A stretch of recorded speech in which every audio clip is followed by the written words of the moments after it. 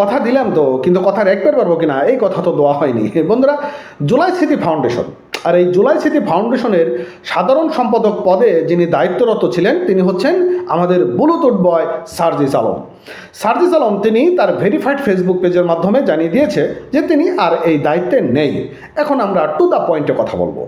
আপনারা জানেন যে জুলাই গণঅভ্যুত্থানে যে সকল শিক্ষার্থীরা আহত হয়েছিলেন, অনেকে পঙ্গুত্ব বরণ করেছেন, অনেকে এখনও বিছানায় যন্ত্রণায় কাতরাচ্ছেন, তাদেরকে সুচিকিৎসা দেওয়ার জন্যই এই জুলাই স্মৃতি ফাউন্ডেশন গড়ে ওঠা হয়েছিল। কারণ বলা হয়েছিল যে এখানে একটা যে ফাউন্ডেশনটা করা হয়েছে, এই টাকা দিয়ে এদেরকে সুচিকিৎসা করা হবে, প্রয়োজনে দেশের সম্ভব না হলে সিঙ্গাপুরে নিয়ে তাদেরকে সুচিকিৎসা করা হবে। আসলে কি তাদেরকে সিঙ্গাপুরে নেওয়া হয়েছে? তাদের কি সুচিকিৎসা দেওয়া হচ্ছে? কোথা থেকে দেওয়া হচ্ছে? কারণ যারা পঙ্গুত্ব বরণ করেছেন অনেকেই এখন রাস্তায় নামছেন, আন্দোলন করছেন যে আমাদের তো ভাই কাম শেষ, এখন আমাদেরকে আপনারা চেনেন না, আপনারা টিনের চশমা পরে ফেলছেন। এখন সার্জিস আলম তিনি তার দায়িত্ব পদ থেকে কেন সরে দাঁড়ালেন? এখানে কিন্তু একটা বড় বিতর্কর সৃষ্টি হচ্ছে। কারণ এই জুলাই স্মৃতি ফাউন্ডেশনে 100 কোটি টাকার উপর ফান্ডিং করা হয়েছিল। এই টাকাটা এখন কোথায় রয়েছে? 100 কোটি টাকা দিয়ে যদি সকল শিক্ষার্থীদের সুচিকিৎসা করা হয় তবু তো টাকা বেঁচে যাবে, কিন্তু টাকাটা কোথায়? এটি নিয়ে এখন নানান জায়গায় নানানভাবে প্রশ্নবিদ্ধ হচ্ছেন। তো যাই হোক, দায়িত্ব পালনে প্রয়োজনের সময় দেওয়া সম্ভব হচ্ছে না জানিয়েছেন ছাত্র জনতার গণ আন্দোলনের সময় হতাহতদের সহযোগিতায় গঠিত জুলাই স্মৃতি ফাউন্ডেশনের সাধারণ সম্পাদকের পদ ছেড়ে দিয়েছেন সার্জিস আলম।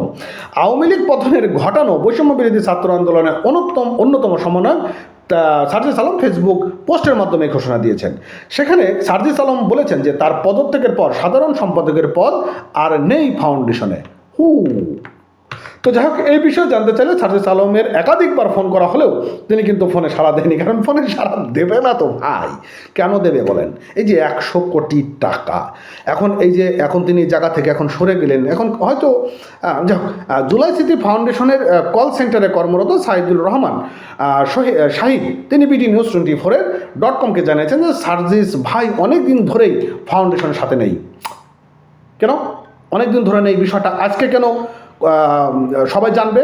অনেক দিন ধরে আপনি নেই কেন সাধারণ মানুষ জানলো না যে আপনি অনেক দিন ধরে এই পদে নেই? হঠাৎ করে আপনি এরকম একটি স্ট্যাটাস দিয়ে দিলেন, কারণ কি? পিছনে কী কারণ রয়েছে?